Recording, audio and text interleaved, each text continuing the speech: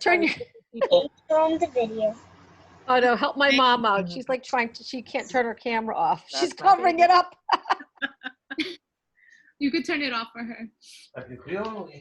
Oh, I can hear my dad in the background. We got to remind people to mute themselves. It's not. I unmuted everybody, but I muted it, everybody. Oh, do I have? It doesn't look like I have host privileges. No, I'm gonna do it. Okay. So maybe if you can help my mom turn her camera off. Yeah. What's your mom's name so I could see? Oh, she has it done as Vita. On the vida, chamo, yeah.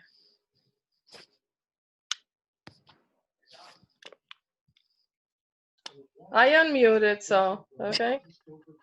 There we go. No, you're not unmuted. You can hear me? Yes. Okay, I'm stopping her video. There we go. And mute. She's on mute. Okay. Okay. Great.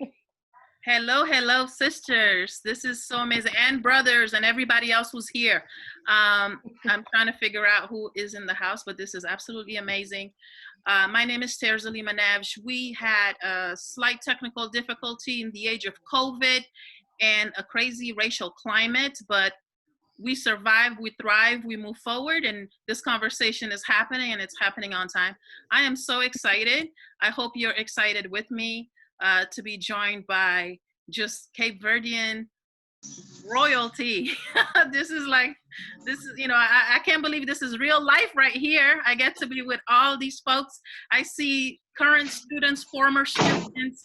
Yes, Claire, take those pictures so we can have it. I'm joined by my sisters, my bio sisters, my sisters from the heart, just my scholars, my community friends. I really appreciate all of us from being here. Folks are still coming in, and I'll be moderating this, so keep getting people in. Where do we begin? So this is going to be a lively conversation. We have sisters from United States to England. She's up late. Christina, wave at the crowd. She is up late, honey. She is stayed up late. Her babies are sleeping, but she's here with us. Thank you so much. We appreciate you. My pleasure. And so, why are we here? How did we get here? So sometime about a month ago, I wrote this article just based on comments that had been seen on social media, responses from our different community folks about the racial climate in the US as they watched the uprisings and the killing of so many Black bodies across the United States, and then globally, folks are just reflecting and thinking about the state of Black life. And so I, just because of those comments, I decided that, I just had all these thoughts and I would just be talking to myself, and I said, you know what, I think it's important that I put this down on paper. And from there, I wrote that article called The Good Immigrant that you can find on my website, terzalimanavj.com. I made sure that it was also translated to Portuguese because I wanted to be mindful of our population who are better at understanding and speaking Portuguese, so because I wanted to make sure that I reached there. And from there, I saw Callie and Claire and Eunice, their discussion online, and of course I had to be nosy and I chimed in, and then here we are. They said, I think we should talk about this some more, and everything else, all the other articles we're reading. And so we got together a couple of sisters who are already doing the good work in the different fields. So who is in the house? Who's in the house? We have Laura Beth Lima, straight out of New York. We have Callie Watkins Liu. And you are in Boston, right? Yes. We have Cristina Cabral. Hi, guys. From London. England. Are you in London? Yep. Yeah, she's in London. We have Eunice Ferreira all the way somewhere in Saratoga Springs, New York. We have the one and only Janice Baronesa Vieira from Brockton, right? You over there? Well, we know from Praia, from Santiago, but she's repping Brockton today. And last but not least, the one, Dr. Claire Andrade Watkins. Yes, yes. So these are the folks who are going to be talking to you and hoping to hear some of your questions. And so I just wanted to frame the discussion. And each one of our friends, our scholars, will go ahead and have 5 minutes to offer their initial thoughts, right? We're gonna stick to 5 minutes, right, sisters? Because this is a deep discussion, so we're gonna stick to 5 minutes. It's not the only discussion. This is the first conversation of many, right, involving different people. So we're gonna make sure everyone has their time to talk about what to frame what they want to talk about, and then we'll have some more discussions moving forward. So without further ado, I want to Can I just offer something before we start? Just a reminder for everyone to turn their audio off, because we're recording and there's a lot of there's extra noise in the background. Yep. So if everyone just remembers to turn their audio off, that would be great. Yeah, I unmuted. I muted most people that I see, but I'll be monitoring that. Also, thank you for that, Onis. What I will also be doing is monitoring the chat. So please feel free to put your questions in there, and I'll be fielding them to our presenters. Okay, so if you have some questions, put them in there, and we'll add those to the discussion. All right. So let's get started. Let's get the party going, honey. Starting off right, let's go with Laura Bert Silva Lima. She is my bio sister, y'all. Yes, Yvonne Lima birthed both of us. Shout out Yvonne Lima. Yeah, shout out to Yvonne Lima. Shout out to the other mother-daughter duo, not the other, but the mother-daughter duo here, PhD Creolage in the house, Dr. Claire and Dr. Kelly. In case you didn't know, that's the mama and that's the daughter. So just so you know. All right, so we'll be talking about questions of identity, representation, and everything in between. Laura, you want to kick us off? Yes, would you mind just pulling up my screen if you have a chance? Yes, I am. All right, and while you're doing that, I'll just start talking. So hello, everybody. My name is Laura Bert Silva Lima, and usually I have to tell everybody it's Laura, not Laura, like turn the music Laura, but we're amongst a bunch of Creoles, so I imagine everyone can pronounce my name without colonizing it. So cheers to that. I want to just thank Terza for having us here today and for this beautiful opportunity to be in fellowship with our fellow Creolas. Boa noite para tudo Creole. Meu nome é Laura, eu nasci em São Vicente, eu vivo ali in Nova York. My name is Laura. I was born in São Vicente and I live in New York City. And I'll also just start with a creative description for anybody who might be blind or have challenges seeing. I am a medium brown skinned person with locked hair, glasses, red lipstick, and a Cabo Verdean necklace on. So like I said, my name is Laura. I'm going to talk a little bit about my practice and sort of like the praxis and lens in which I'm going to frame my conversation today and sort of my offerings. So I immigrated when I was very young with my sisters, including Terza, to the US. My parents really believed in us having the opportunity to be educated. So since I was a very young person, education was a real priority for me. I went to Providence College where I got a degree in sociology. And the reason I'm mentioning that is because one of my professors actually shared a book with me called Harvard Works Because We Do. And that book was a photographic exploration of people working behind the scenes, people who were in service, people who were cleaning, building services. And it was very captivating, but I thought, why are other people telling their stories, first of all? And second of all, it reminded me of many of us in the immigrant populations who have parents who left relatively comfortable homes, safety nets, family, and immigrated so that their young people, so that their children could have better opportunities like my parents. And I am very proud of my mom and dad who worked in factories and as cleaners their entire lives. So because of that, I was very interested in photography, and I moved to New York City and pursued a master's in fine art photography and video at the School of Visual Arts in Manhattan. And I spent several years photographing Cape Verdeans in Saint Vicente and Saint Antoine, just like on the island, and I still have that archive. But when I moved to New York City, what excited me the most was actually this cultural world of organizers, and the way that people were using the cultural world to make shifts in history, and sort of the ways in which we're documenting people's stories and giving agency to communities instead of telling their stories. So I started working as a teaching artist in museums, as managers in various museums, and my most recent position in the cultural field was a director of education. When you'll see here, one of the programs that I did in a museum was with Misty Copeland and Reshma Saujani, who's the founder of Girls Who Code. So my work with family and community engagement is really thinking about examining museums and cultural spaces that are built on colonialism and heteronormativity, and these spaces that are not meant for people of color to be comfortable, just in their inception. And how do we break down those barriers? How do we allow people to enter these spaces, to feel comfortable, to want to come to these spaces?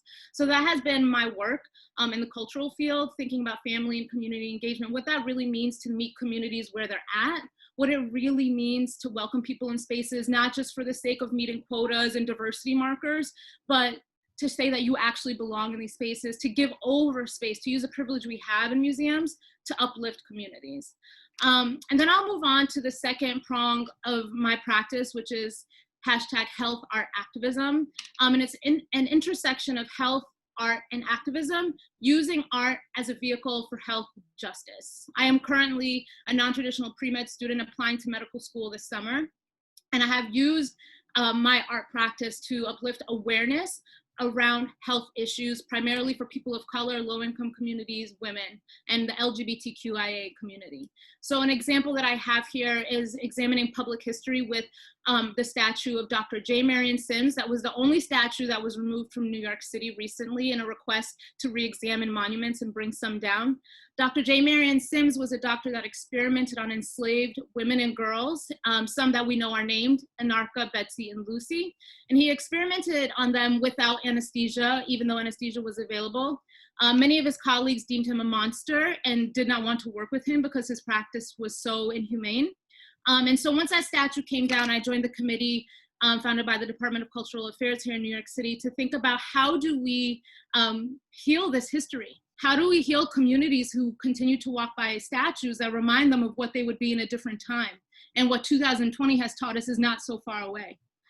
So those are some of the things that I'm interested in, using art as a space to really have these hard conversations about the public history that we walk by every day and that we live with.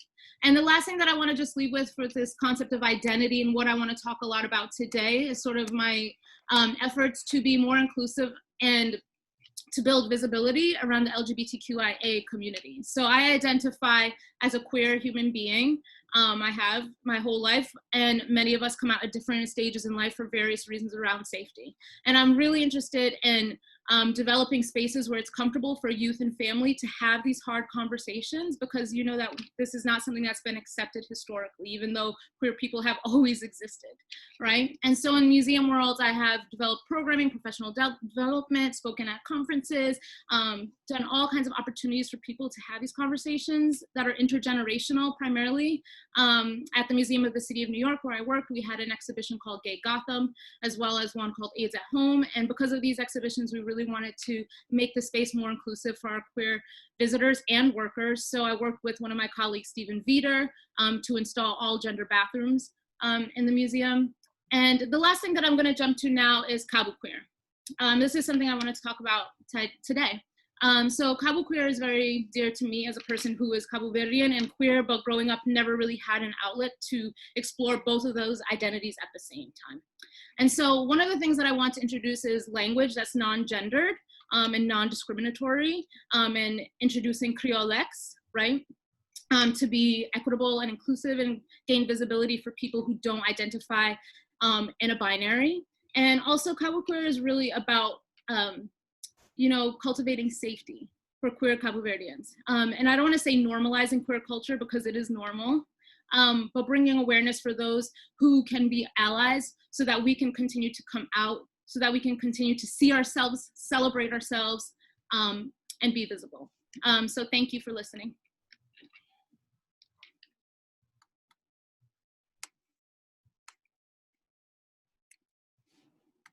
Thank you, Laura.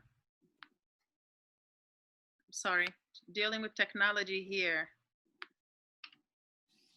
Let's see. Shout out to Arlene, Eunice's host daughter. Mhm. Awesome. I'm just making sure that we don't have any comments so far, any questions. It was hard managing everything while sharing the screen, so shout out to myself for that. Woo. All right. So moving forward, now we have Dr. Callie. Would you like to sort of introduce yourself a little bit more and then go from there? Yeah, absolutely. So thank you so much, Dexter, for doing this. I'm really glad to be here. So my name is Callie Watkins-Lew. I am third generation Cape Verdean American and Black American. So I'm actually, a lot of times people talk about baby bear. This is my daughter. Can you go back so I can finish talking right now? No, All right. no, Well, this is my daughter. no. Hold on one second. That's my daughter and part of the Lou. So as I was saying, one of the reasons that I was really excited about Tersa's article about being the good immigrant isn't going to save the Cabo Verdean community is because whereas a lot of times people talk about Cape Verdeans, Creoles, y toda nossa identidade, y como Cabo Verdean tem contra como o que significa ser gente cor nos Estados Unidos. So a lot of times we're talking about Cape Verdeans in terms of what it means to like encounter what it means to be Black in the US. It was never a question in my reality. I am Black American, I am Cape Verdean American. And so I very rarely have had that conversation. I never have gotten to talk about that. You never get to engage with that. There is so much, and there's a lot of ways that I'm really excited about getting into some of the anti-Blackness that goes in on our Cape Verdean one. I'm excited about us being able to dig in more deeply into some of the roots of how that is, because there's also a particular strain of how the anti-Blackness that every immigrant group absorbs, right? But the way that our Cape Verdean one also has a particular colonial history that precedes the anti-Blackness that comes in here, and how that's connected to the slave legacy and what that means there and how that comes in here, right? So it's not every single country or not every single immigrant group is also like the cradle of slavery.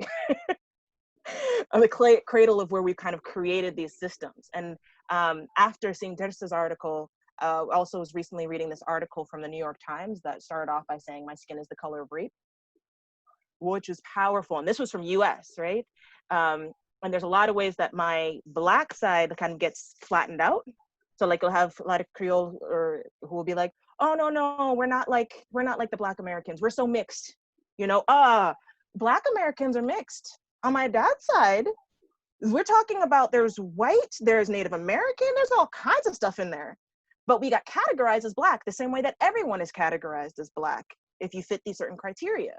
So no, it's not an exceptional thing. The people who in our Creole world or Cape Verdean one who were able to like pass or whatever, there are Black American ones that have been able to do that. We have rich Creole cultures within the US. And a lot of times people use that as an exceptionalism, a way to ignore it and deny things, a way to kind of feel superior. And I think, and so those are some of the things that I'm excited about being able to dive into more and unpack. And I'm excited about having the conversation of what it means to like, not be questioning Blackness or thinking about whether it's an option, but what it means when we're like, no, the Blackness and Cape Verdeanness is one, not an option. We don't pull them apart. And then how is that to move forward? Because it's not actually a choice. And especially with me being third, 3, maybe 4, depending on how you count us, generation in this country, like, no, the racism did not go away with later generations. Even my real light-skinned cousins have dealt with a lot of racism. It doesn't stop. So there is the question of solidarity, but it's also a question of how all of our histories are really intertwined. You're not just missing out on being connected with Black Americans, but like, my Blackness is so dope. Like survivalness, what it means for our Creoleness. Like we all know that Creole's always the best, right? Like there was this joke, I was talking to my husband, he's Chinese American, and he was saying, it's so interesting how like all the Cape Verdeans always seem to be so proud of themselves. And I was like, and why shouldn't we be? I was like, that's just like such a way that, but it's important for us to really be able to truly see what all of these things mean and really appreciate the fullness of what all the culture is, including the Black Americanness, with our Creolidad, with all of the intersecting parts of the identity, and being able to understanding how we're connecting with all of the power. So there's the white supremacy in the U.S., there's the colonial patriarchy and everything in Cape Verde that is super important. And then what does that mean when that's coming here? You know, what does it mean to literally be coming from an African country but still be trying to like put olive oil on your children's nose so that their noses don't look so black? Like, what does this all mean? And how do we engage with that? So that is my introduction, and it kind of touches on some of the big things that I'm really thinking about. So thank you again, Teresa, so much for bringing this together, and I'm excited to keep talking to all of you. Well, thank you for being here. You know, you have other things to do, like mothering and writing other fabulous articles, and here you are, right? I also want to make sure that everyone knows, once you enter the space, to go ahead and to mute yourself and take your video off as well, because we are recording this. Just wanted to make you aware of that, because other people be watching this at a later date, and we want to make sure, folks, your privacy is protected if that is something that you were worried about. Okay, so this is going really well. Like, I'm truly excited. Yes. All right, Christina, you still with us? I know it's late, baby. I know, sis. So let me unmute you. Hold on one second. Or you gonna? Here we go. Oh, I know what you're talking about. Hold on. Why is it I'm having trouble unmuting you? Can you unmute yourself? There we go. Can you listen? I I was saying I wish I can have some ponche or grog, but I have some water. I'm good. I'm good. Usually I go to bed really late, so it's fine. It's a pleasure. It's a pleasure. It's a pleasure. Awesome. So first of all, I would like to thank you, Teresa, and good evening to all of you ladies. It's a pleasure to be surrounded of such empowering African sisters, African Creolas. And it's amazing to see the work that you are doing. I am Cristina Cabral, so I was born in Portugal.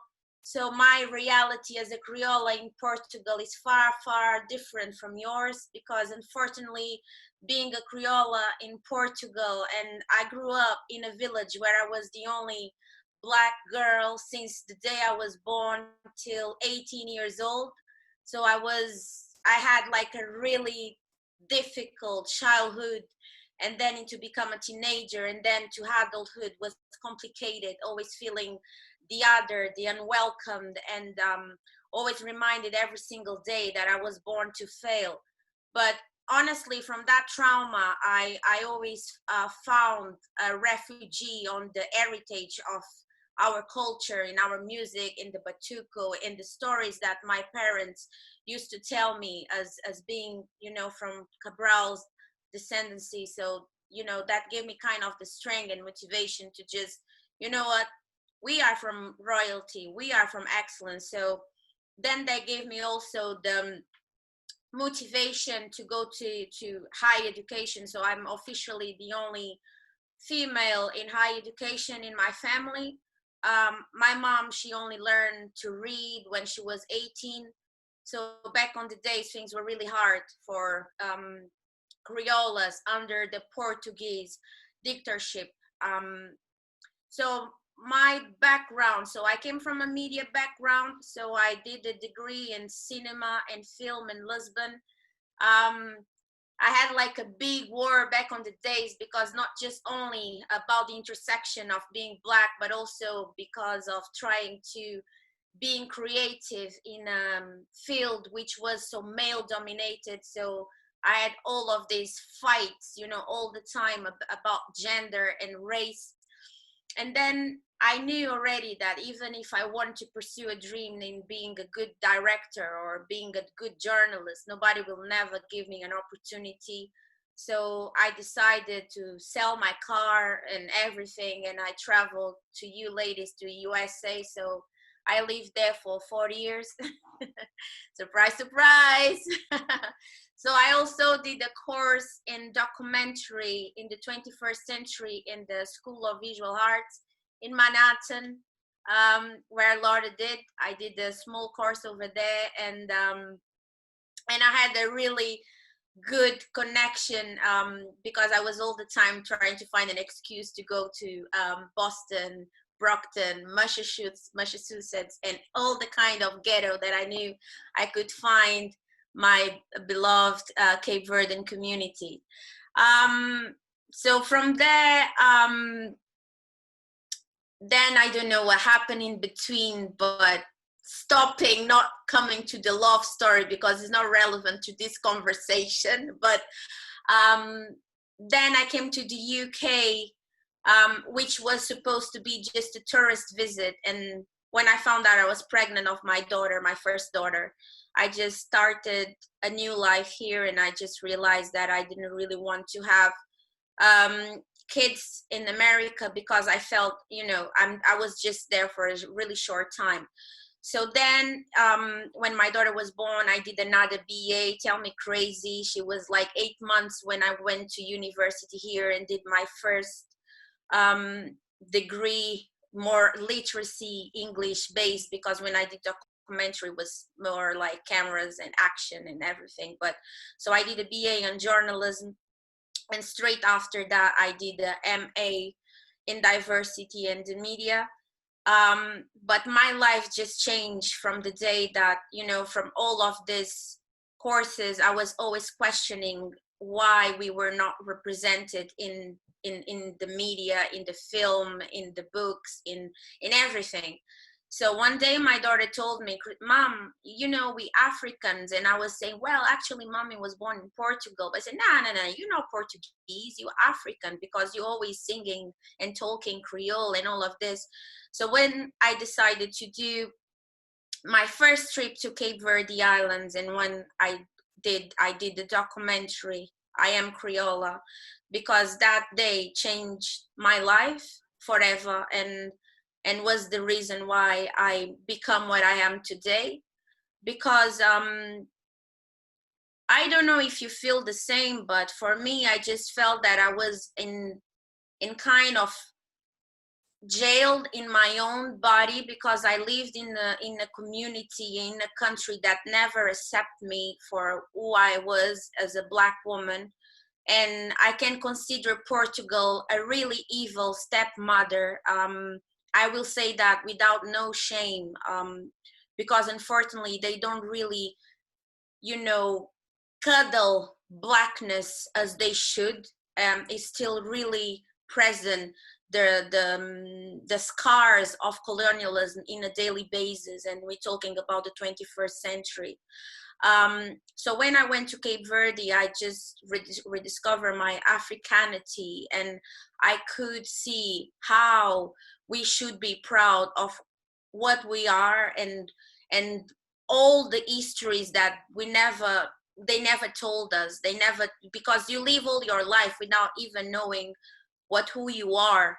And this is what we have to do to challenge that, and challenge the representation that we see so many stereotypes, so many negative stereotypes. And when I see stereotypes, it's not just what we see in the mainstream, in what the white supremacy and all the patriarchal they want to sell us, but also it's scary to see how we still are colonized in terms of how our communities are so divided. And the darker you are, more closer you are to the plantation, to the margins, and the lighter you are, more closer you are. So exactly like Dr. Kelly was saying about the rape, like I am the color of rape. And I never thought about it, because like for me, I'm a Black woman, and in the UK we have completely different realities as being Black, because in America, you black, doesn't matter the categorizations in terms of what you write down, you're Black.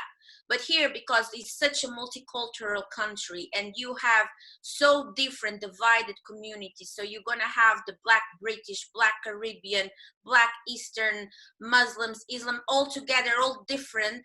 So they always come to me and have the conversation. Well, you Brazilian, you cannot just be just black because you have the coil hair. And I said, well, but I'm just black as the way you are black, but still has these divisions. And this is something that we have to stop. So just to finish my conclusion, so my main goal here, so I'm new into the academic perspective in order like to writing stuff. But what I'm doing a lot of documentaries, and I just finished one documentary where I did an investigative piece about where are the brown dolls in the UK. So I used my daughter's question when, you know, one day we went to a shop and just she told me, Mommy, why white people hate us so much? We cannot even have toys in the shops. And when she asked me that question, I was like, well, I don't really know how to say, because I never played with a doll all my life, neither black, neither white. And I did that, and I just realized how we mothers, we are also guilty in a way of the way our children see themselves, because it's not a 100% guilty, because we didn't have the access to education. We didn't have the access. We cannot just tell them to do things that we don't know ourselves. But if we just try a little bit more to listen to our children and the need that, you know, to build up this self-love in a daily basis, and to try to teach them from a younger age that, you know, they are beautiful and they are loved, you know, like when they have to go to the street, when they have to go to manifestations like Black Lives Matter or any other place, well, I don't really know what's going to happen, but at least they will have, you know, more confidence and knowing exactly where they are from. They are black, without this thing, oh, I'm a black because I'm a black from Sampa Judo. No, you, but you, we are black, we are one, and unity, it's the main goal for we change things.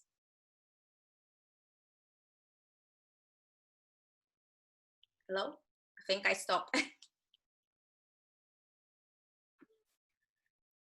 That's the thing with doing these Zooms. You know, you're speaking all the truth and truth to power, and we want to clap and we want to, you know, give the answer back like, yes, sis, yes, yes, preach. You know, we want to do all that, but it's like, oh, but you can't hear me, and if I start doing that, then it interrupts your conversation. And I want to make sure that you are seen, that you are heard, and this is your center stage as a Black woman, platform, like everybody else, be quiet because a Black woman is speaking, so listen up. So that's the only drawback with Zoom, right? Like, I want to be like, yes, girl. So Thank you. you can't do all that. So thank you. What that everyone is offered like fresh perspective, but having that, you know, across the pond perspective is especially interesting, right? Given that you also not only lived in the UK, but also Lisbon, and even did your own stint here in New York at the same school that Laura attended for her master's. So that's really interesting. Anyhow, so let's keep this thing moving. All these folks are joining in. I'm just reminding us that this is being recorded. So if you do not want to be recorded on camera, go ahead and turn off your camera and mute yourself. I'm going to try to make sure everyone's muted and off camera, but just, you know, in case anyone has joined us and didn't hear me say all that, I just wanted to make sure we got that going. And next we've got Eunice. Dr. Fajeda, talk to us. What's going on? Hi, everyone. Oh boy, I'm so excited to be here tonight. Mainly just be able to see you, talk with you, but really learn from you too, as I'm trying to also work out some of my own ideas. And oh my goodness, my family's having dinner in the background.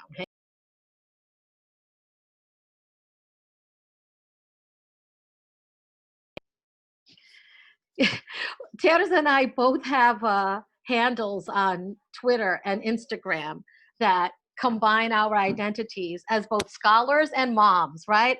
I'm Criolla Mama, she's Criolla Mommy Scholar. So sorry that I was just taking care of some of that mama business right now. You know, Christina, you just told that story about, you know, where the brown dolls.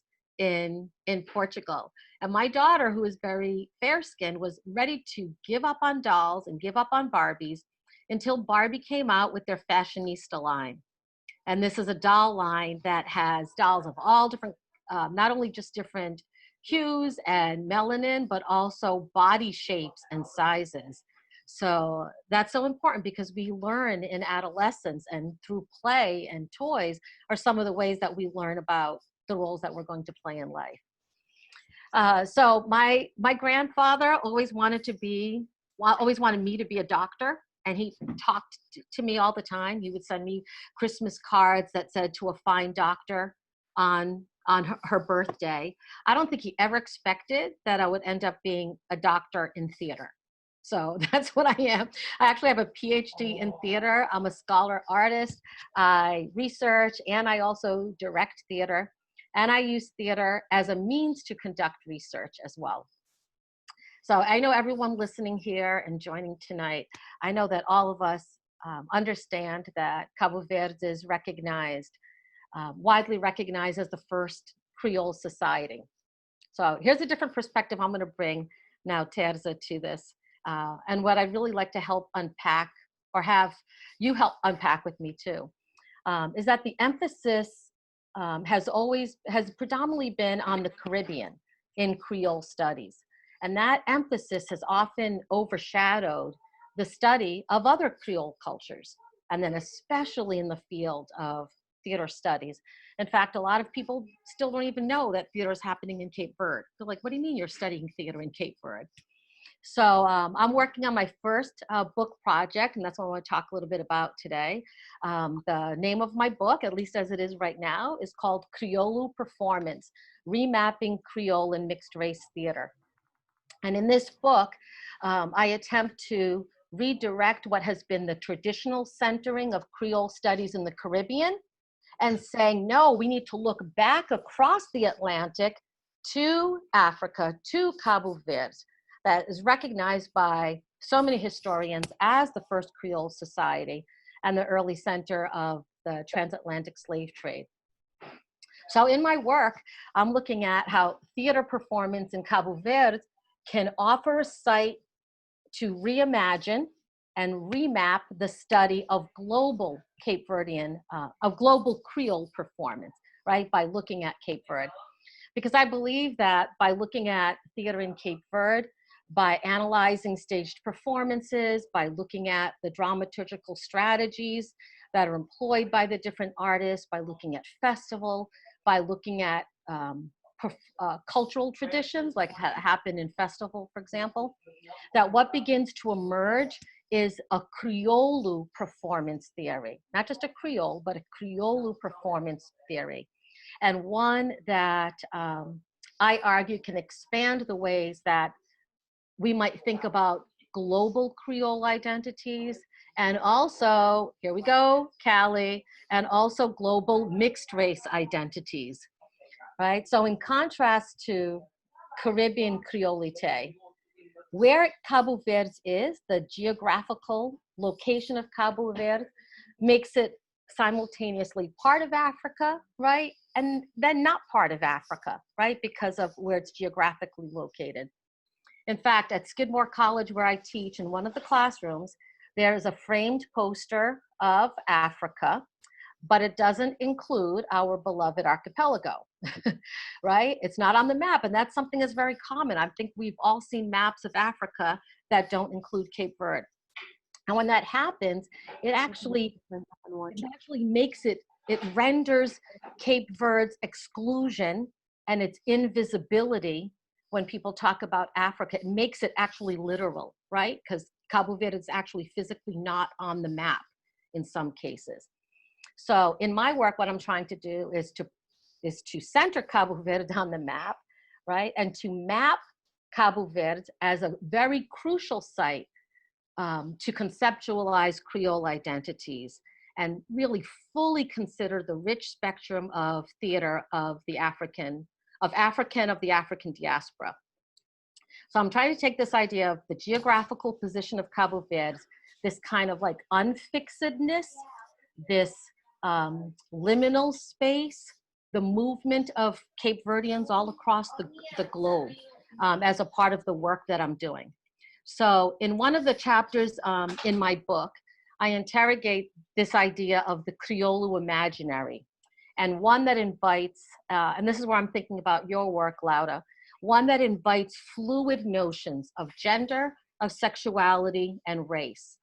So I'll just take maybe like one more minute to tell you a little bit about a play. There's a play by Mário Lúcio Souza called Adão e as Sete Pretas de Ferrugem, which at least right now I'm translating as Adam and the Seven Sooty Black Women, or I really like the idea of Adam and the Seven Blackety Black Women. I like that too. So it's the first play by someone who is, celebrated as a musician and the former Minister of Culture in Cabo Verde from 2011 to 2016. And in this play, Mário Lúcio, he never mentions the name Cabo Verde, but we all know it's Cabo Verde because of the things that are said in the play. And there's this main character, Adam. And in the play, Adam physically moves back and forth through time and space from his birth country to the country of his father's ancestors. And this is when I'm thinking about your story, Christina, because Portugal is named in the play. And Adam comes from a country where there's been an Africanist movement that has fueled the country's fight for independence. And so during the fight for independence, he finds and feels, and people project, even his compadres, right, all his friends, they project this idea onto him that he is too white in his home country. And then when he goes to Portugal, and this is where I'm thinking of your story, Christina, he is too black, right? So in this play, Souza depicts how these very binary identities of black and white, these essentialized racial categories, they end up excluding Adam from full acceptance in either of these places. And he has this identity crisis that stems from his anxiety of forcibly being measured against a Black or an African or Criollo spectrum, right? With Africa on one end and Europe on the other. So in his play, this Criollo imagination introduces these ideas of transnational notions of Blackness, and it brings these ideas to the forefront. And I think it begins to offer a really exciting way, a fluid way to think about identity in terms of national, racial, sexual, and gender identity. So I'm just going to close with a couple of questions that our listeners and some questions I have for the people on the panel as I'm thinking about ways that performance, art, literature, poetry can provide ways for Cape Verdeans to express, negotiate, kind of challenge notions of binary identities. And I'm thinking about what Loud is bringing up in her work with Cabo Queer, and the ways that the art of Cape Verdeans can help to expand these ideas rather than shrink them. So panelists, not something to answer right now, but questions I have for you is, how do you respond to ideas of fixed racial identity, of binaries?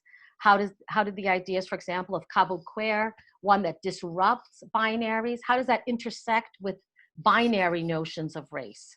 Or how does mixed race and Creolness or Creolidade come into conversation with Blackness, especially at this time, and what it means to be Cape Verdean, to identify as Cape Verdean in the midst of such anti-Black violence?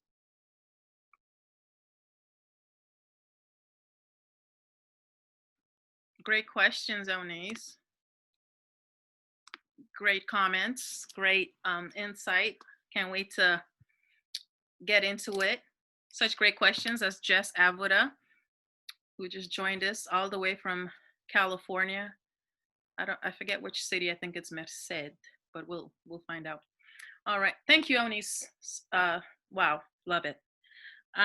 Okay, so we are doing pretty well in terms of time, and I want to give our scholar, our friend, our community advocate, Conis Baronaza Vieira, the platform. It's all yours, sis. Take it away. Hello. I just want to thank you for putting this together. I think it is much needed to get together and speak. And I am all about that togetherness and that unity that we need to have it every day, every time, not only when things happen, but consistently. Because it is powerful. This right here is powerful. And I don't know if we're gonna have a chance to speak. So again, so I just wanted to kind of feed off of what everyone was saying.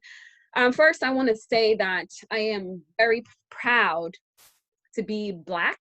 I am very proud to be Cape Verdean. As you can see, the painting, my house, since not growing up, but when I owned my own house, when I moved out of my apartment, everything was Cape Verde everywhere. Cape Verde. I have Africa tattooed on one side and Cape Verde on another. I wear it every day. I wear the clothing, the African panu, even before it was trending. Like I eat, sleep, and breathe Criollo. So, and that's something that I would love to see it in everybody express that Blackness with such pride.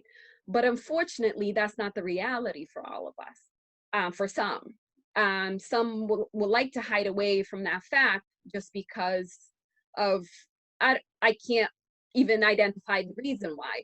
But I just want to put it out there. And secondly, is just to share my experience of colorism within our culture, which I'm a little bit lighter and my brother is a lot darker. So we're like two different spectrum of shades. And people see us together all the time and they'd be like, oh, I didn't know you guys were related because, and they always pose the question, why is he darker? I'm like, I don't know. So, and that's something that makes me uncomfortable because I love my brother so much and I don't see his color as being different than I am. And I always was treated differently than he was. And also the fact that for him, he gets privileged only when they find out who is his father or who is his mother. My dad's a politician and that treatment changes when they find out, okay, he's darker, but his father is so and so. And just to go on and share a little bit of racism here that I've experienced in how the space where I experienced it, dealt with it.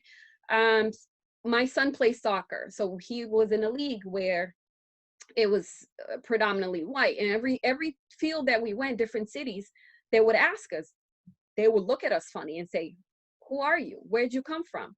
And we say Brockton. They're like, where is Brockton? I'm like, ugh. If I say Brockton and it's in US, you don't know. You know, imagine if I say we're Criollos, we're Cape Verdeans. And I always bring it up. I said, yeah, we're from Brockton and we're Cape Verdeans. And they asked where, and I said in Africa. But the way that we cheer our kids on and things like that, it became a problem because they were being, suddenly they were afraid. So there were complaints to the league saying that we speak in another language at the field. We're too loud at the field. We're too this at the field. And so the president of the league pulled us aside and say, hey, listen, we're gonna need you guys to tone down because we're getting complaints and we're just being Criollos. We're cheering our kids on. We're talking amongst each other, just having a grand old Sunday morning. And it was offensive to me that the president of the league had to call us out on it and say, hey, you need to tone down your Blackness because you're making some white people uncomfortable. And I said, listen, it is with the same green crispy dollar that I pay for my son to be in this league. The color of the money that they pay is the same as mine. And so I said, I will not tone down. I will not, refuse to show up at my son's soccer game just because some people are uncomfortable. And I said, what you should have done is immediately write a letter to the board unapologetically and say, hey, you know what I mean? We are who we are. We're not disturbing anybody. We're not hurting anybody. We're supporting our kids like you are. You know what I mean? And I said, and then I personally wrote a letter to the board and say, hey, I'm not going to use the Black card, but I'm going to use the human card. I said, we are humans. We have the right to be here just like they do. If they don't understand the way that we are, that's okay. We're not posing a threat. We're not doing anything. We're not antagonizing their kids or teaching our kids to do so. I said, we have every right to be here just like they do. And it is just that to point out that sometimes as Cabo Verdeans, we tend to shy away and back down when somebody's feeling threatened by our Blackness or somebody's not comfortable. Yes, we're not going to be confrontational, but we have to know that we have every right to be where we are as we are, and they need to feel okay with it. And so when I saw your letter, and it made me think about the fact that you said, you know, being a good immigrant doesn't excuse you from racism. You're going to face it. So what are you going to do about it? And I think that the main thing, besides just sharing information of what's happening, is to create an on-ramp to transformation, where we're going to get that change from. And during the pandemic, I felt the need, especially in Brockton. Brockton was heavy, you know, hit pretty hard, second in Massachusetts. And a lot of Cabo Verdeans were being affected. And I said, what can I do? So I decided to do live videos and bring in conversations with different people, with different professions, and to share information about what we can do, the information that is not being shared in Criollo. And so, and from there I spoke about racism, and one of the things, because I was seeing the posts where people are asking, okay, you're Cape Verdean, you're Black, you're in denial. So, you know, stop being in denial and join the movement. But and to me, that it was creating some sort of conflict inside of me. And I said, you know, identity crisis is real, so we need to take that into consideration.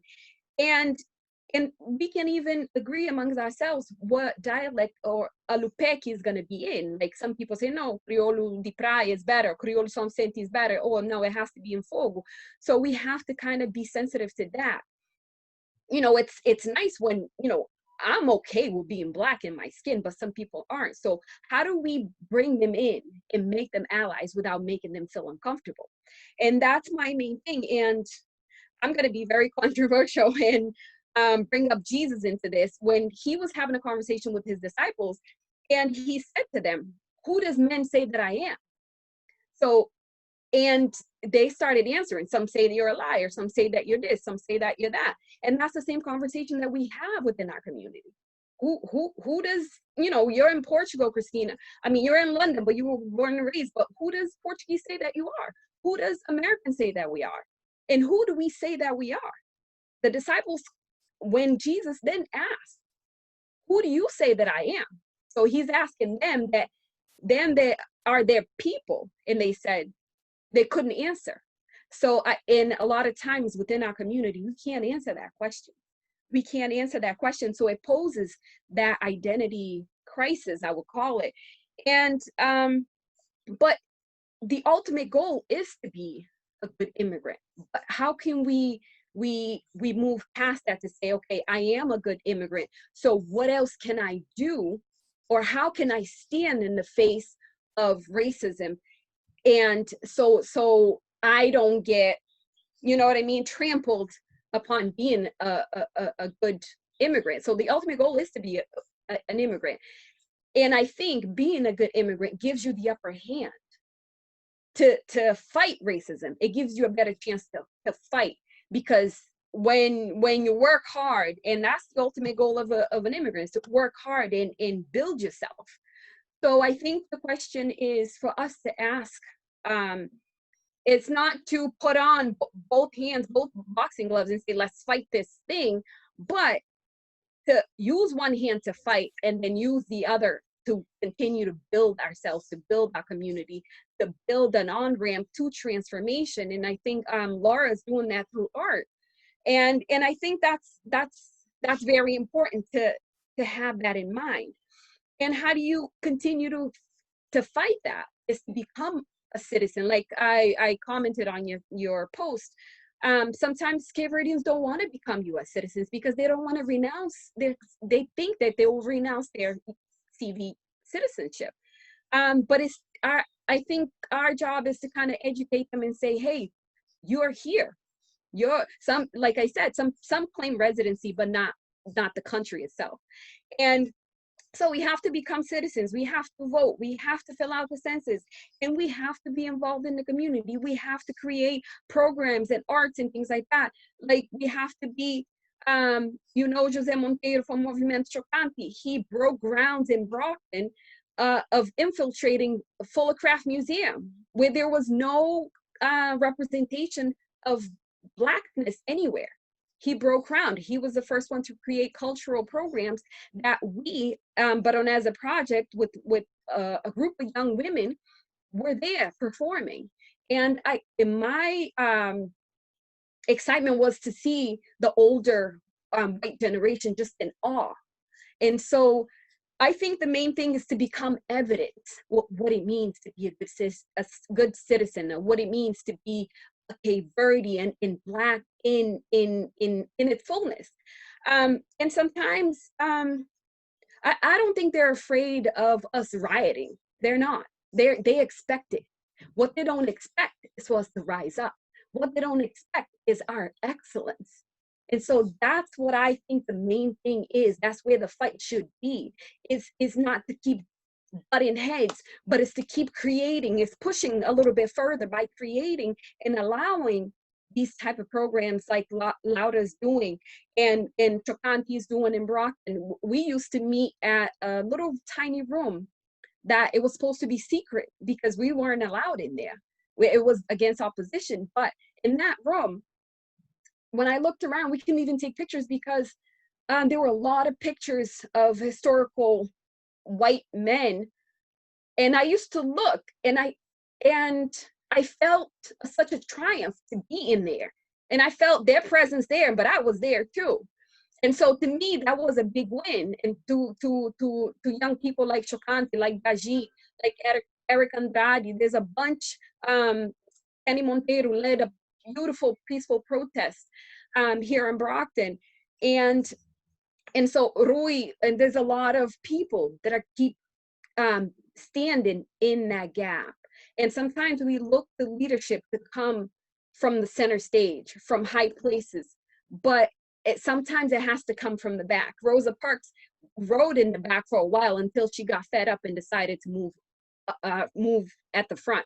So and we have to continue to be that evidence and stand in that gap and say, okay, what can I do? I'm not going to fight against somebody who doesn't feel that they Cape Verdean enough, or doesn't feel that this movement is not for them. What I can try to do and say, hey, when you do join, these are the things that everybody is gonna gain from it. Everybody, not just you. This is not about you. This is not about me. This is not about theirs. This is about the whole Black human race. So we have to be mindful of people with identity crisis, but we can still, like they say in Creole, conquistas. We can still win their hearts and be like, oh, this is what it is. This is what it is. This is what we're facing. Cabral said that the national liberation of a people is to regain the historical personality of that people. I think we have to go back to even that, because slavery stripped us of that personality. So we need to move past beyond slavery. And we're stuck right there in slavery. We were people before we were slaves. So I think the fight is to get to that.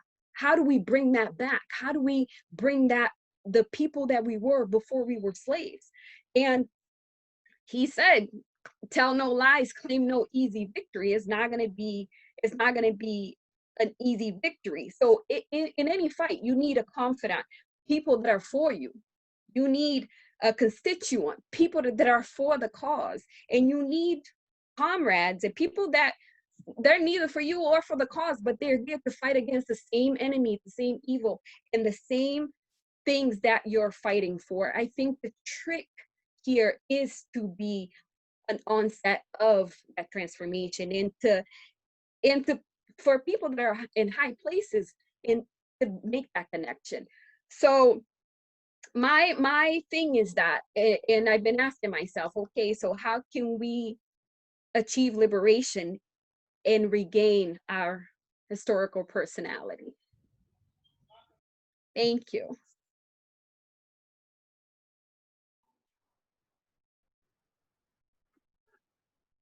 Thank you, honeys. Thank you so much. All right, so here we are. Last but not least, certainly not least, the one and only Dr. Claire. Take your platforms, speak the truth. Let us hear it. Well, first of all, Terza and everybody else, it's been a pleasure listening to you all, because we're also seeing here a very important generational transition of information and knowledge. This is huge because our survival for generations has always been the back channel, but that back channel is now becoming the narrative that's forward facing. And what we're looking at today are the voices and faces that are changing the flow of the narrative. So I'm a filmmaker and a historian. I didn't set out to be the first Cape Verdean woman director. I didn't set out to do anything. All I knew is I was born in the first Cape Verdean community in Rhode Island, second generation. I had no idea when I left for college after going to Lincoln that my community was going to disappear. How did a community that had been there like forever, 100 more years, disappear? The search for finding my story, which was nowhere else, led to a trajectory in African studies, a specialty in post-colonial cinema, becoming a scholar in Francophone African cinema, Lusophone African cinema, along the way having as my mentors Usman Sembène, the father of African cinema, finding all the Caribbean filmmakers, the Lusophone filmmakers. Eliza Andrade in Sambizanga is my cousin, but it took 30 years to come back full circle to be the center of my story because our story was nowhere to be found. I think what underscores everything that we're talking about, that starts with what Eunice said about us cartographically never being on any map. Well, back in the day, when you all weren't even born yet, the only thing you had were the big Grand McNally maps that you opened up. So as a filmmaker, you know that everything has graphic dimensions. I realized that the reason we never saw Cape Verde is because it literally fell in the fold of the Rand McNally where the staples were. So we were literally erased from all maps because we didn't fit in the book. That's literal, that's figurative, that's highly symbolic. So I always start my question, but even before that, let me back up. Why we're here is because Terza's article was a trigger. It wasn't just a trigger, it was a transformative, unequivocal statement, not a question, that Cape Verde and Cape Verdeans are African. Hold on that for a minute. Me as the second generation born in the explosive 1950s and then the 60s, when you declared that you were going to be identified as a Black American, I can't begin to tell you the huge fights that erupted in every Cape Verdean house in Fox Point, in New Bedford, and down the Cape. It was war. There was no way you could do it. So we have always had to live this double identity of ethnically being Cape Verdean, politically Black American, and they were always identities that were in conflict. But somehow we had to achieve and be recognized in excellence, which we had to, which denied our ethnicity, but also didn't understand us, even though we were identified or claimed to be a Black American. This is a conundrum. So I always start my classes, and I'm at Emerson College, and I've been there 38 years this fall. I'm the first Black tenured academic in the history of the school. I'm the first Black tenure track full professor woman. Hold on to that. And I dismiss it because I'm looking at the PhDs here and the MFAs and the filmmakers who are already taking it to the next dimension. But I start with the question, how do you know what you don't know if you don't know you don't know it? History is a constructed narrative. So, as Tirza says in her article, we can individually educate ourselves about the history of Blacks in the United States from the Black perspective and Cabo Verde's history of colonialism and systemic racism. In this history, you will find similarities and solidarity. Now, this is the million-dollar question. You can't find that history because it's absent. So how do you know what you don't know if you don't know it? If you don't know that there's an African American history or a Cape Verdean history, and if you're looking in the books to read your African American history, it's not there. The only thing that was in the history books was a mention of a Black Portuguese with Moby Dick. So if you're going to educate, the root of everything is changing the narrative. Understanding that Cape Verdeans have a double narrative in the history of the United States and New England in particular, and the larger Africana diaspora. From the 16th to 19th century, Cape Verde was a point of embarkation for the global slave trade, including slave ships from Rhode Island. Then in the 20th century, Cape Verdeans fleeing colonial rule, famine and drought became the first people of the African diaspora to immigrate voluntarily to the United States. So, what do we have in common with the African American history? They are two histories that have been erased. But the intersectionality and the complexity of the two together, that confluence is the goal of our shared collective memory going forward. That's the challenge. That's what I do with my documentary work. It's creating an alternative chronological narrative of a history of the people's lived experience that were the witnesses and participants in first voice narratives. We've been taught history as a constructed linear narrative, a chronological series of events that's been highly selective. But there's no such thing as a single story. There's no Africa as a monolith. There's no Cape Verdean as one Cape Verdean. We are all languages, all colors, all over the globe. There's nothing wrong with that. That complexity is the identity of our ontological, epistemological base. We've been taught to kind of worry that we have to be one thing or another.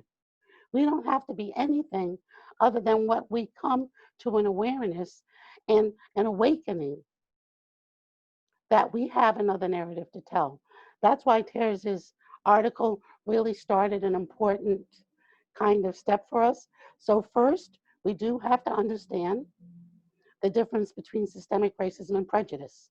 Black people and people of color cannot be racist, but you can have bias. Racism is power and the ability to change somebody's life that prevents them from accessing social, political, and economic resources. So we have to educate ourselves about the history of Blacks in the United States. From the Black perspective, Cape Verdeans need to know the African American history, the Cape Verdean history of colonialism and systemic racism.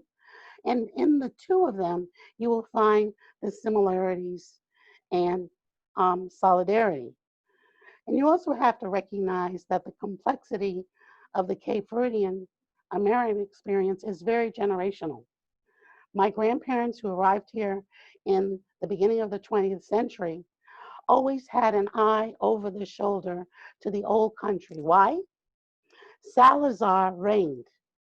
They were terrified of PED, the Portuguese secret police. that actually would have agents in the immigrant communities in America. So there was a different global consciousness of the first generation.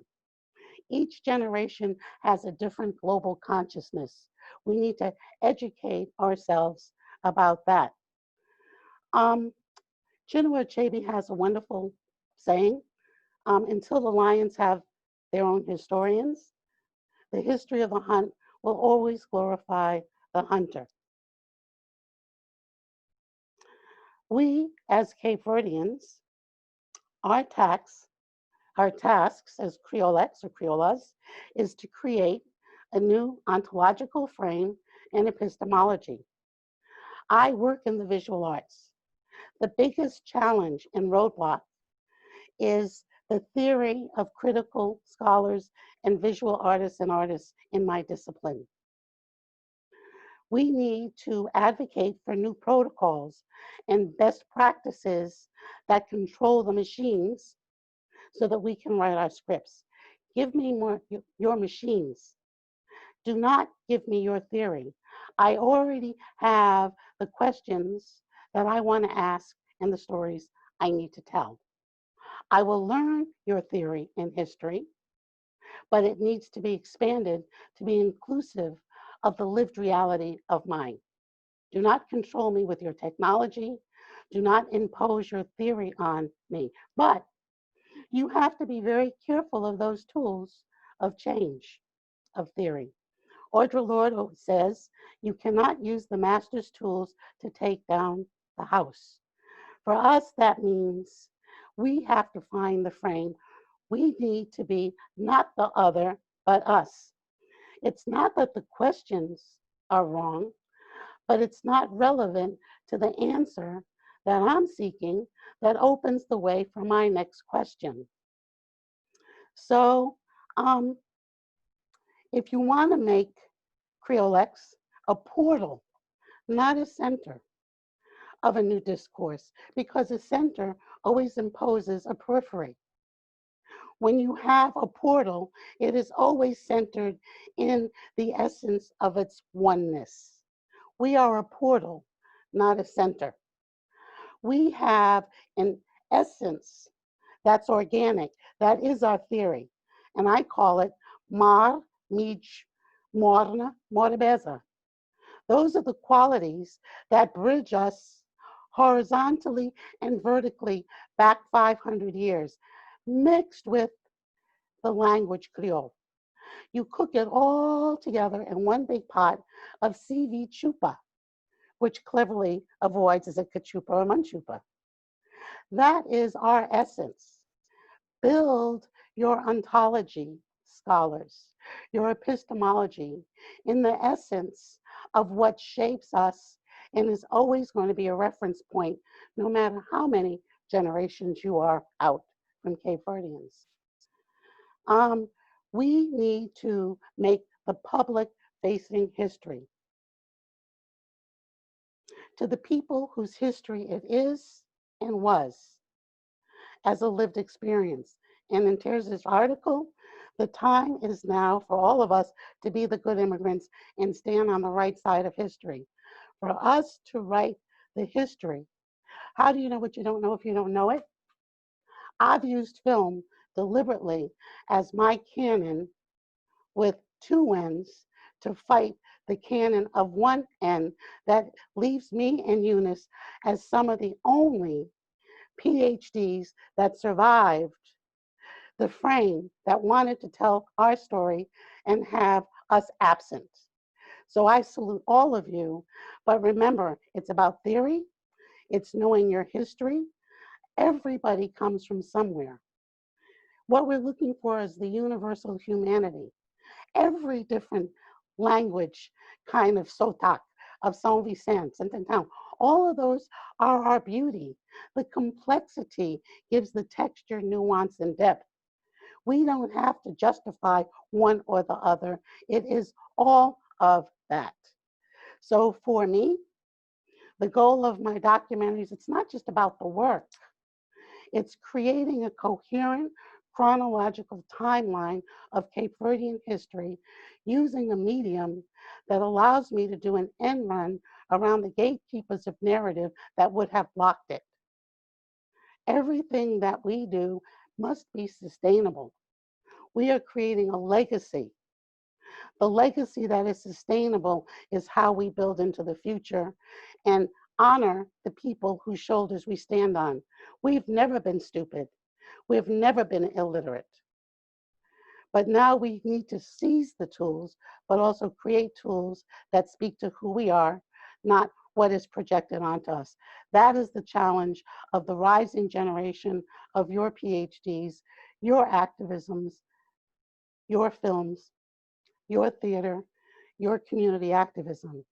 Follow SPIA Media, which means to see, and support the effort of the elders of the Fox Point Cape Verdean Heritage Project. We are the last living members of the generation that have that history. That legacy is for all of us. Create a sustainable legacy that will empower us forever. I think that's pretty much it. Wow, Dr. Claire, you took us to school there. I feel I'm over here, but I was ready to jump out my chair. I'm like, when is our paper due? This is the type of truth that makes you want to slap somebody and be like, woo! I'm looking around, who the heck do I slap? But anyhow, let me get to these questions because, sisters, we've talked a lot. We've shared so much, but yeah, there's so much more, right? So we've got all this, a few questions here. So can we just jump right into it very quickly for our artists, our friends who may know this, just make it very briefly. How do we support, that's a good question. This is from Sasha Smith. Is there a place for CV for all the artists and their creations? Is there a central place for all my creatives in the house, all my scholar creatives who presented? Honeys, Lauda, Eunice, Dr. Claire, is there a space, or they should just go follow SPIA and I'm gonna jump in and say that I have not found one as an artist, but I will say Cabo Queer proudly supports, celebrates, uplifts, makes visible many Cape Verdean artists who identify as queer. And as you know, we are disproportionately more impacted by, the marginalization of being not only Cabo Verdean, being Black, being many of us immigrants, but also being queer. So I encourage you to not only support Cape Verdean artists, but to go out and look for those queer artists who are going to be less likely to be made visible and make them visible. So go to Cabo Queer and you'll find many of them there. I think it's a very good idea. Part of this panel, which is historic. Let's stop for a minute and recognize that. This is a transformative turning point of seizing the tools of our narrative and the tools of the theory, and also to create bridges and collaborations. So Eunice, Ronice, Christina, Lorabeth, the MFAs, the PhDs in theater and film, let's create the platform that becomes a talking point so that we can support each other and move things forward, because it's very hard for many of us who've always been the only ones. Mm-hmm. Absolutely. And for me in Brockton is like Praia all through and through. Yeah. And we have Movimento Chocante, which is a grassroots organization that creates platforms for artists, Cape Verdean artists, and bridges them and kind of blends our culture and bringing it into mainstream. And in my project, Baronesa Project, which is a creative writing program for women in Brockton since 2013. And we started at the Brockton Public Library. And we took, we exposed I call them girls, not all of them are girls, but they're my girls, they're like my children. We exposed them to arts, to museum. Some of them didn't want to write, some of them had attitudes, but they grew. That sense of belonging was amazing. And what Movimento Chocante did, it was be that portal that Dr. Claire was talking about. that allowed us to pass through and bridge us to other places. We performed at festivals, at Cape Verdean festivals, and not only festivals, at museums, at conferences, and exposing these different generations to colleges. Some of them, you know, always dreamed about going to college, but the way that their family were, you know, brought up or set up, it wasn't a dream for them. But some of them built that connection through being exposed to colleges, through being exposed to Fuller Craft and things like that. So, but the thing is that where is that support system? Because sometimes we get tired of not being supported, especially by our own. So where is that support going to come from? And even with the live videos that I started during the pandemic, it was because I felt a lack of leadership in my community in Brockton, and I was looking through the center stage to find that, and I was looking through to the Cape Verdean Association in Brockton. I'm like, what are they doing? There's Cape Verdean starving. There's people sick. There's a lack of information. And so I said, you know what, Ronnie, you need to stop looking to the front. It's like, come forth and be that voice. And so I started bringing people that could speak on certain things, but at the end of the day, you kind of get at some point discouraged. Is where do we stop that discouragement to continue to build and continue to tell our stories? And where can we find unity to create a platform to continue to share our stories and bring our narrative? And I had, thankfully, Jose Monteiro from Movimento Trocante, and the people that I named all came through that portal. And it's something that I would love to continue, because Brockton is so rich in culture and things like that. And we need to see it. We need to expose each other to it, and not only each other, but the mainstream, because Criollos are known for being in the front page of Enterprise News for doing something bad, and we are not that. And I refuse to be that and be a representation of that. And I always fight to be the cultural and the Cape Verdean and the powerful humans that we are. And so it is important to have that support system and platform. Honeys, can I please ask you to ask you and all others to share all your links on the chat, okay? Folks are thirsty for this. Christina, Laura, I see you. Laura, I see you pushed it on there. But folks are thirsty. They want to know. They want to support. And I also said, don't ask for the homie discount. Buy people's art, for goodness sake.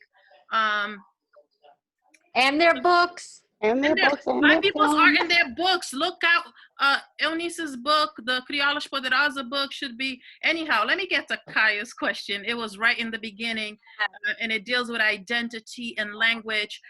She says, Kaya's, I would say she's a friend. She's a sister scholar. She is a professor of theater as well, just like Eunice. She's here in my neck of the woods in the Carolinas.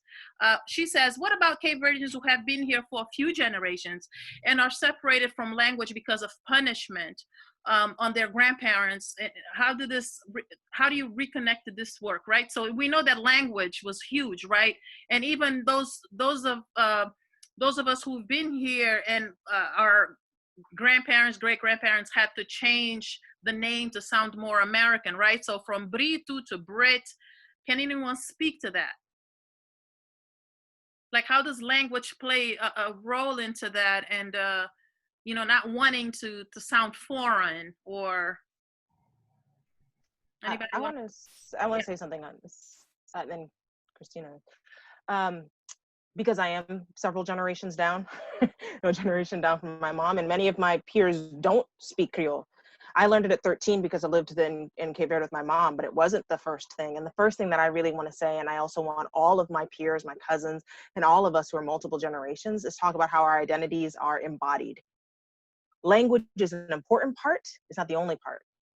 Even if you can't say manchupa kachupa, even if you can't say baja, even you can't, you have a rhythm in your bones. You have the mannerisms that we have. We have the way you might suck your teeth, or you're used to that. The ways that we do our curls that pop off there's all of these things that we embody. And I just want to expand how we understand all of ourselves that holds the full embodiment of what our culture is. It is not reduced just to motion. It is not reduced just to words. It is not reduced to any of it. So I know a lot of my peers, my cousins, have been forced to feel like they're less than, and like you're not Cape Verdean enough, or you're not Creole. And I know many immigrant ones have do that. I know with my Latinx community, they have to deal with this too in terms of Spanish. But no one, it's inside of us, and nobody can take that from us.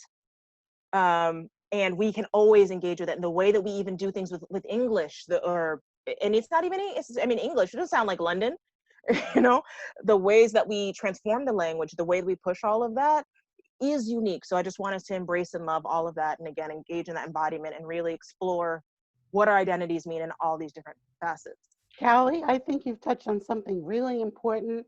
We need to respect and acknowledge that we're multi-generational. Our survival is that we have had to be fluid in surviving whatever the frame was of systemic racism of each generation. That has been consistent. So there are generational gaps between the Cape Verdeans who came after independence and those who came on the packet ships that arrived in Fox Point and New Bedford. There's nothing wrong with having two different worldviews. We're all of that. Find the pieces, Mar, Mich, Morbeza, Morna, the things that bring us together with love, not the things that make us think that we need to win over one another. Because let's embrace this as being the 21st century version of the Claridad movement. The beginning of every new century, you start rethinking who you are. Let's be the Claridad of the 21st century. It's messy, it's complicated, but we have the new tools, we have the vontade, and we have the brains. We are the new Claridad. Build the bridges. And I think even the idea of creolidade and the complexity of history, of the geography, of the language, I think all of that invites that kind of expansiveness, right? It's not reductive, it expands it, it invites all of that. So one of the things that I mentioned in my article that I was this whole notion of well, the question that I posed, and I had a live on Tuesday, which, talked about the shame that some of us may feel because we don't speak Creole and all of that. And I talked about how complicated that is, that all of us had particular conditions on why we didn't speak Creole, right? And so, to Dr. Claire's point, and to Dr. Callie's point, they speak to those situations and those conditions that were very real. It wasn't just like a matter of choice, right? On why we didn't learn the language. It was more involved and complex than that. It involved the employment conditions of our parents. It involved, how much time they were actually able to spend with us. It involved a certain fear of the establishment as we did. I mean, I went to school in Cabo Verde, and we weren't allowed to speak Creole in school, right? So just think about that, right? That my own language, I could not speak it in school because we were supposed to speak Portuguese. So there were certain parameters, and that's why we need to be very kind to each other when we talk about this notion of who's Creole, who's Criolla, who's enough, who's CV enough. It's not always as, that person's choice, right? So it's really important for us to talk about that. Along the same vein, one of the questions that I asked, that I said right off the bat in the article, was that my letter was not to talk about Cape Verdean identity. I didn't want to touch that, particularly because I'm very big on people defining themselves for themselves.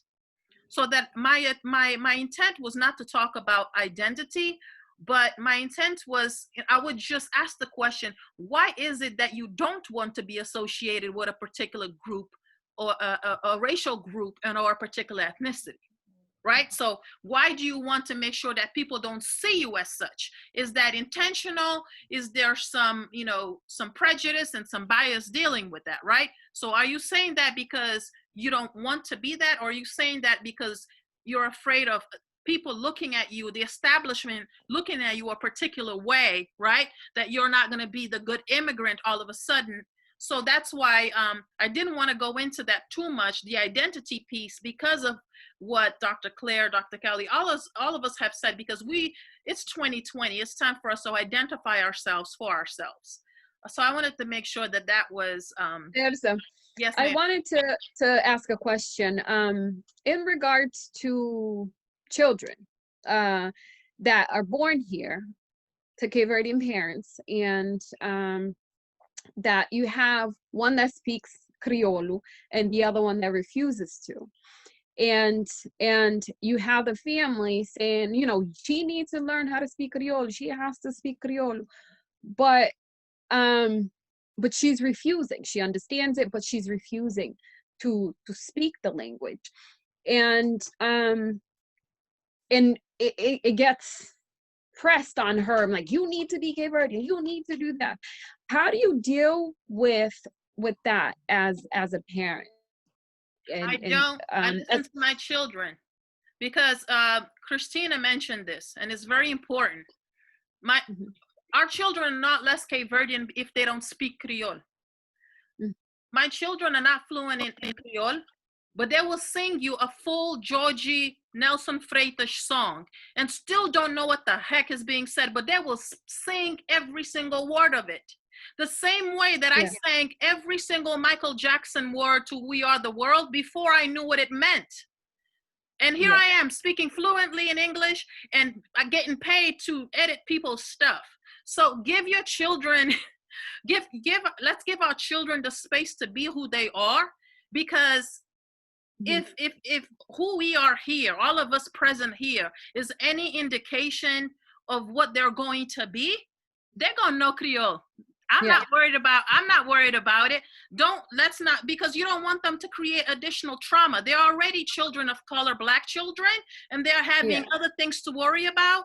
So the thing is, and for anybody that tries to come into that space to tell my children, well, why don't, including my parents, and I'm on record for this, they will learn Creole on their own time. And you know what I'm saying? This has been a personal struggle of mine, and almost making me feel bad, because my daughter is really light skinned. She has almost blonde hair with light, light eyes and everything like that. And my oldest son, speaks Criollo. When he was playing soccer, he always represented Criollo. He's Criollo all the way. And then my daughter comes along, but my son was raised by his uncle, grandfather, people that were home to stay with him. But my daughter was in a predominantly white Christian daycare from 6 months old on. And so when I bring her around family, and they always make me feel like a bad mother because she doesn't speak Criollo. And even when she was she was 3, she said to me, she doesn't want to speak it. And so, and me being the Cape Verdean that I am, and that bothered me. And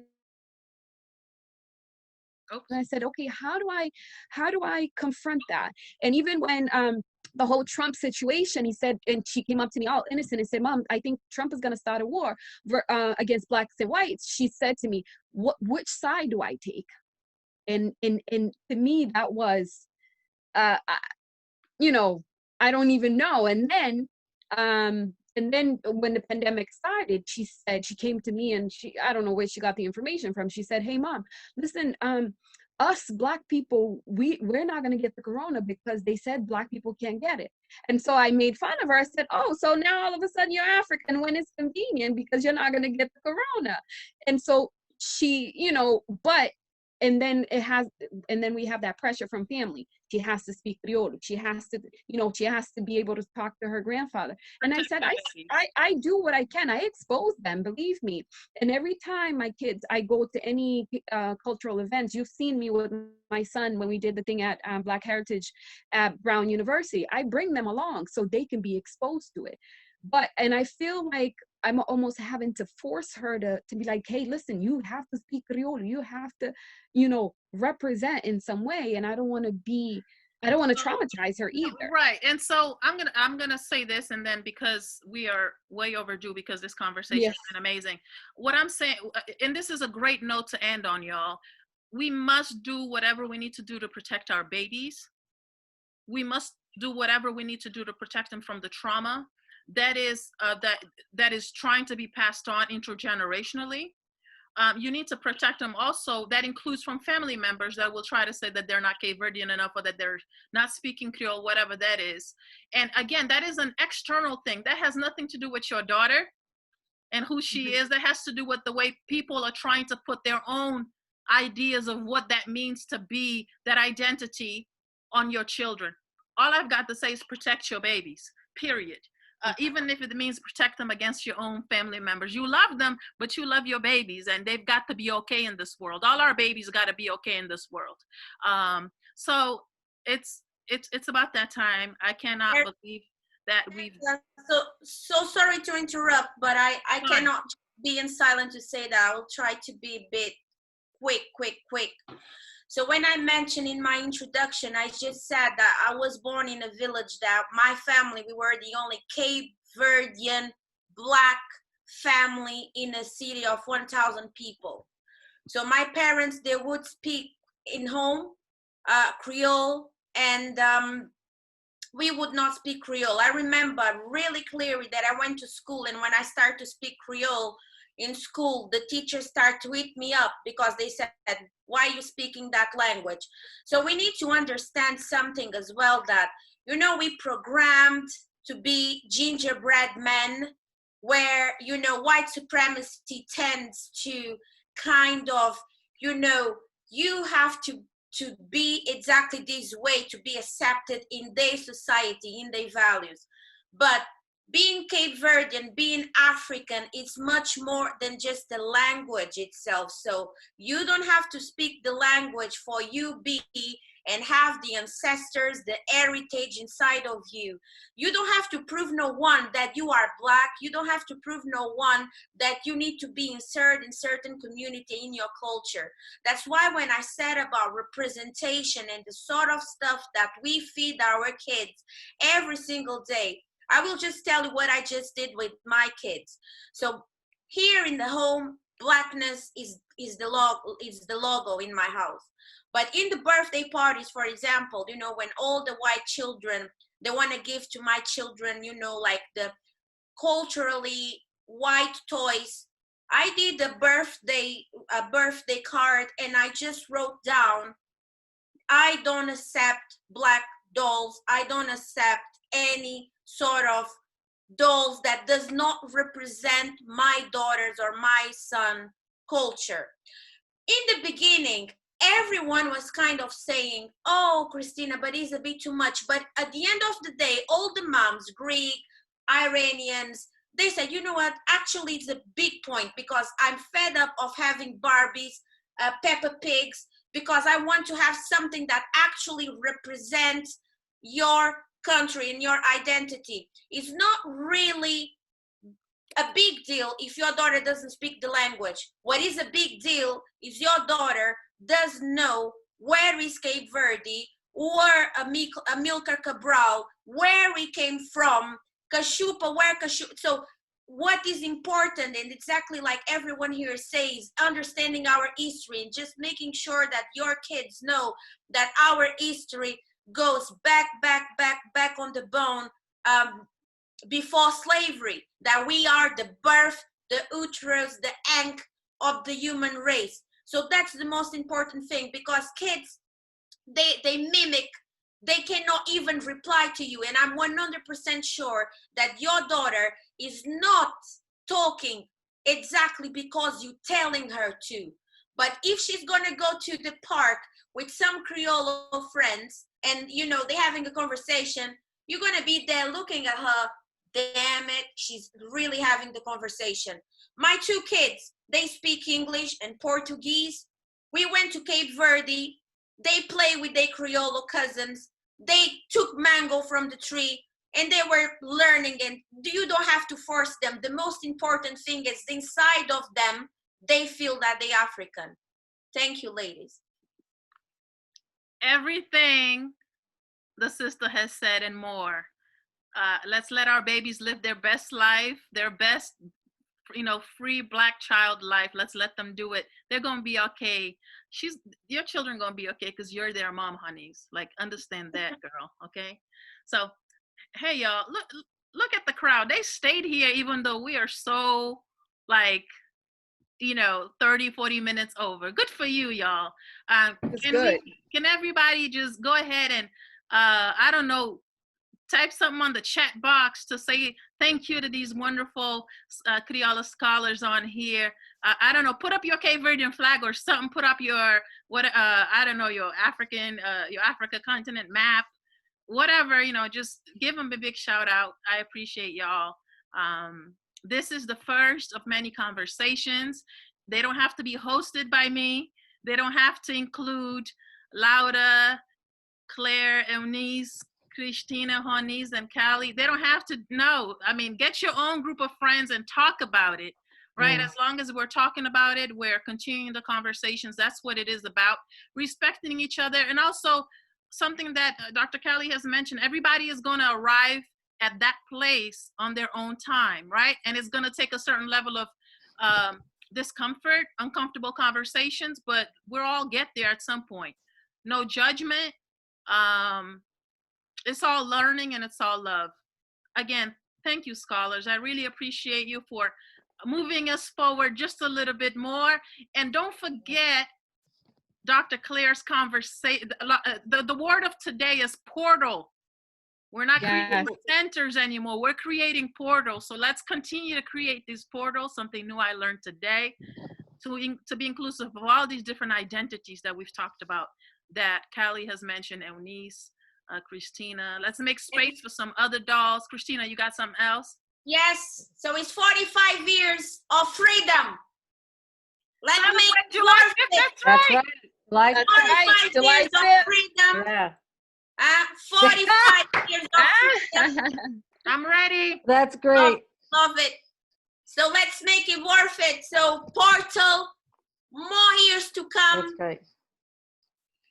So Teresa, I know we're ending here, but as a director, if I can add a little improv in here at the end, and that is maybe ending with an invitation. If anybody would like, I know we had asked you to turn your cameras off, but maybe just giving an invitation if you would like to turn your cameras on, so that in closing, we can at least wave and say hello to one another, if you'd like to turn your cameras on.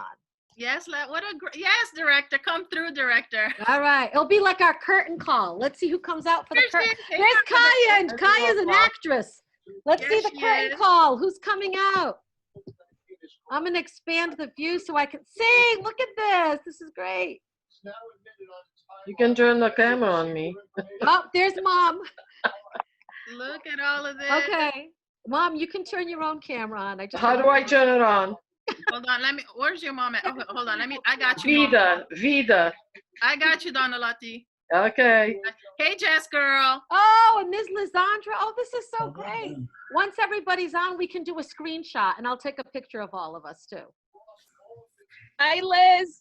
Come on, Mom, get your camera on. Yeah, I told you to turn it off. Hi, all. He turned it off on me. Oh, there's a lot of people there. No, do it again. Okay. Look at that. Gala's got his flag on. Many people. I love this. Who is there? Hey, Mom, you're still off. Yep. Oh, here comes some more people. Hey, Dee. Get behind me. Hey, Debs. The 3 Lima sisters are in the house. Yes. Oh, look at this. Is so beautiful. Aria, why aren't you turning on your camera? My former student who just graduated. Adeline, are you still on? Turn your camera on if you're still there, Adeline.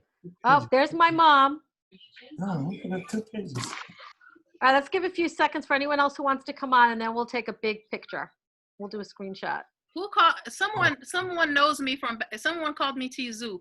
If you call me Tizu, that means I've known you since Cape Verde. Who is that? I saw it on the comment box, but I don't think I know who it is. Yeah. I'm like, you must know me. Hey, Mom, is that Dad next to you? No, Dad's on his reclining chair. Okay. Hey, Donalati. So good to see you. All right, so we ready to take a big group picture? I'll do a screenshot. You gonna do one? Paula, are you gonna come in the picture? All right. Okay, everybody ready? Yes. Everybody look at their cameras and smile. Oh, here comes some more. Let's get another one. We can't see the smile through the mask. That's part of the charm. I know. Okay, one of those pictures should come up good. Awesome. Thank you, everyone. Thank you, ladies. I appreciate you. Thank you, Terza. Thank you, Thank you, everyone. Have a great Independence Day weekend.